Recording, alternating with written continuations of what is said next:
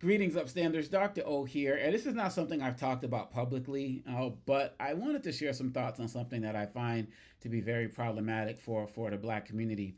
And I see these different groups like ADOS, which stands for American Descendants of Slaves. I see the ideology like FBA, Foundation of Black Americans, which is basically documents Black lineage in America back to 1526, and freed Black people at that particular time. And I've seen myself. I've been called a tether. And for those who aren't familiar with tether, people who aren't born here foundationally, who are Black, from African countries and West Indies and stuff, but tie themselves to Black causes in the United States. And some people feel like part of the tethering is also people who tear down the African American community as well. And I'm seeing, even though I was born here, but I guess this whole name thing. But I see these conversations and these debates going on, and I'm like, what more can we do to continually divide Black people while whiteness continues to expand? Like, how far does it go? Now, to be clear, I'm not condemning any of these groups or any of these ideologies. I'm not saying any of these people are stupid or ignorant. Y'all know me by now. I'm not here for that discussion. And in my mind, I don't even think like that. So I'm not here saying my philosophy is better than yours and you're inferior. Like, no. What I'm looking at right now is that as a community, as a society, we need to have an all hands on. I have maybe three things I want to share on this specifically.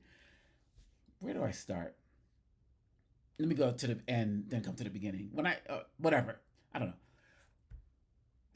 We shouldn't ground ourselves as any part of our history starting with slavery.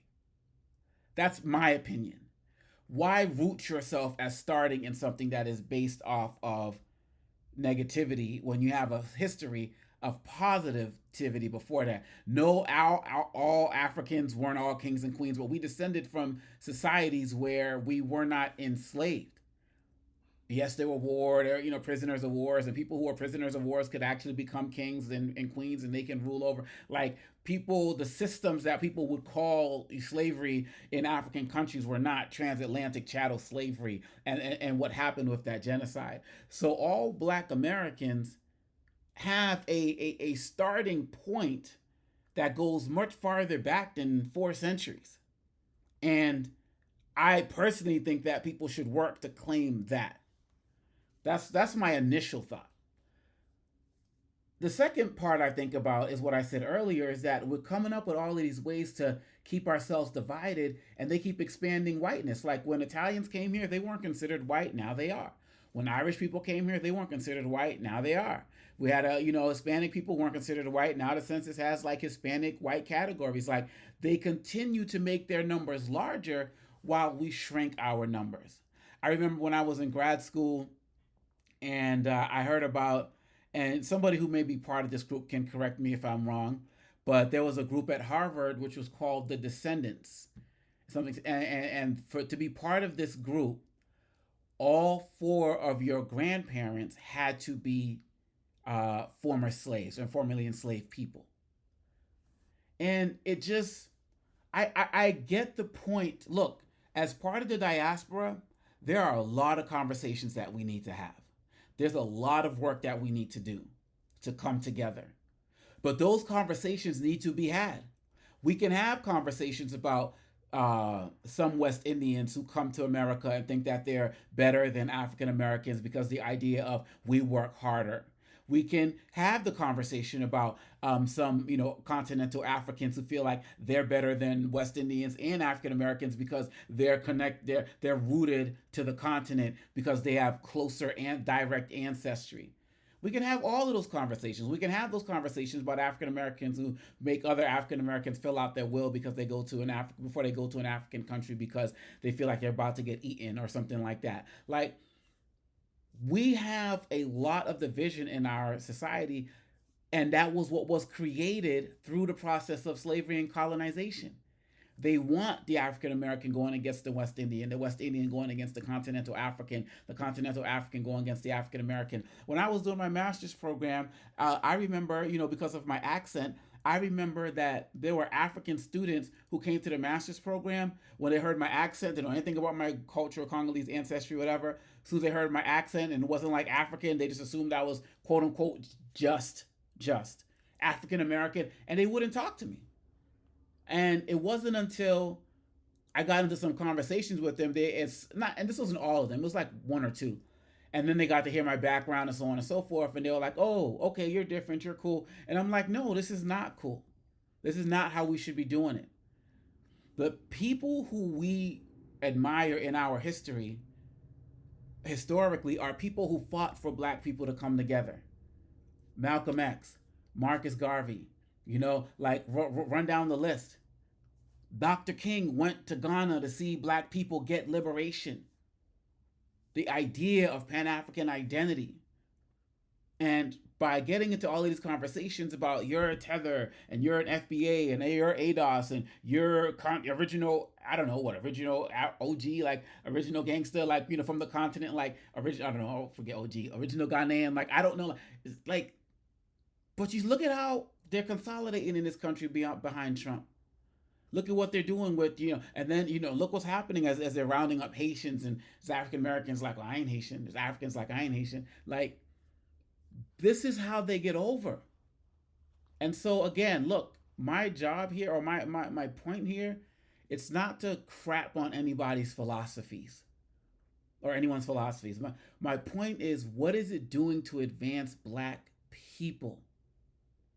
What is it doing? Because if we're going to tie our history to slavery, one of the most negative aspects of human history, when we got so much more beautiful things before that, the fact of the matter is, when these cops roll up, they're not asking if you're a foundational Black American, or they're not asking you if you're ADOS. They're not asking you if you're Ghanaian, or West African, or South African, or Tanzanian, or Grenadian, or Jamaican, or Brazilian.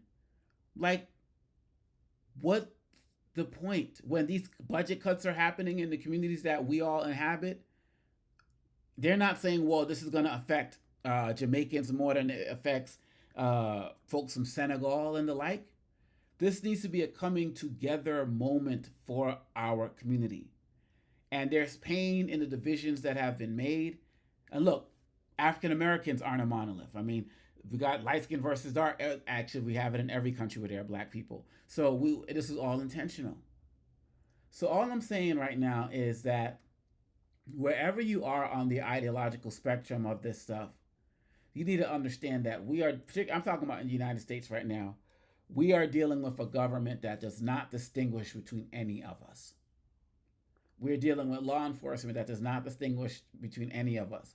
We're dealing with curricula in our schools that do not distinguish between any of us. We're dealing with policies coming down the pipe that do not distinguish between any of us.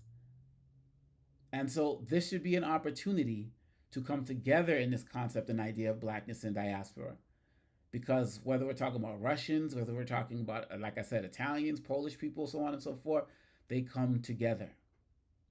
And if this is not a come together moment for people within our community and within the diaspora, I don't know what will be. And so if you're going to holler at me in the comments, I would appreciate if you holler at me not with some name calling, but with some constructive ways that we can work to build together. We keep keeping ourselves divided in America now, the 92%, or now the resting group, and now the this and the that and the that. We keep making ourselves smaller. And it's not producing anything positive for our community. And so, look, like I said, I'm not here to condemn. I'm not here to say this is stupid or that is stupid. I'm here to say, Karen Hunter talks about this a lot. What is advancing us as a people? Which is the same question Roland Martin says. When I'm on Roland Martin's show, I'm there. It's African Americans, it's West Indians, it's Africans, we're South Americans, like there's all of us there. And so I didn't plan on doing this last piece, but I think I am going to end with this poem, which y'all seen me post on my page before, but maybe some of y'all are seeing this for the first time.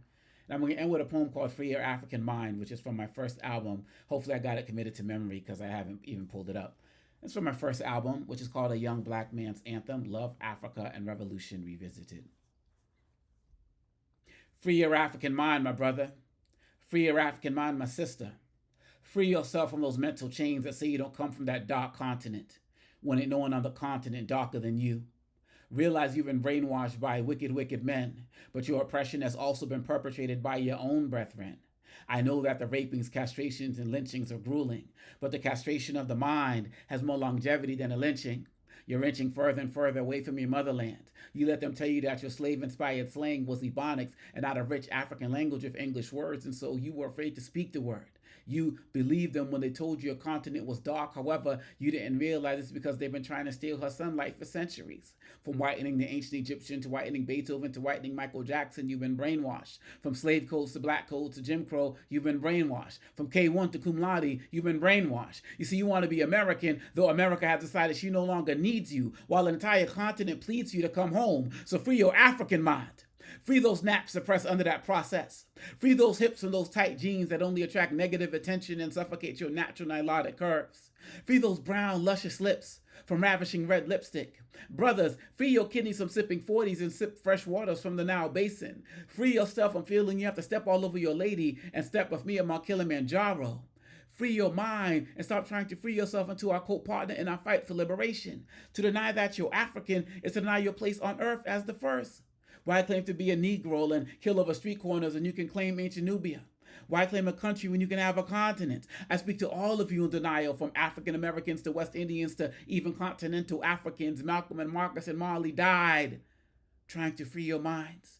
Accepting your rich African blood turns you into a worldwide majority and not a national minority. It stretches your history much farther than Mississippi. It explains why you're as beautiful as you are, why you worship like no other, and why you can never be defeated while standing on the shoulders of God and your ancestors. All of you rise. You ghetto prisoners who are really Ghanaian princes, rise. You downtrodden women who are really Burundian princesses, rise. You who think being born on the continent is enough to make you African, rise. Dark-skinned Latinos, rise. Confused Cape Verdeans, rise. Westernized West Indians, rise. Egocentric Euro-Africans, rise. Amnesic Afro-Asians, rise. Almost annihilated Australian Aborigines, rise.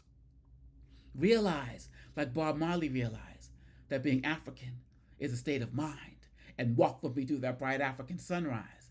And I guarantee your mind, body, spirit, and nation will rise, rise, rise, high as the glistening skies. Just free your almighty African mind. Let me know what you think in the comments. Again, that is a poem from my album, Young Black Man's Anthem. It is also in this book, From the Limbs of My Poetry, which came out in the early 2000s, y'all. We got to get it together before there's nothing left to get together. Let me know your thoughts.